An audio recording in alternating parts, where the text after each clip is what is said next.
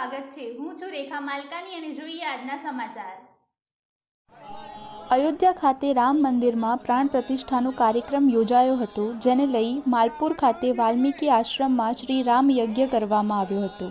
અયોધ્યામાં શ્રી રામ ભગવાનની પ્રાણ પ્રતિષ્ઠા જોવા મળી, જેનું લાઈવ પ્રસારણની વ્યવસ્થા વાલ્મીકી આશ્રમ ખાતે કરવામાં આવી હતી।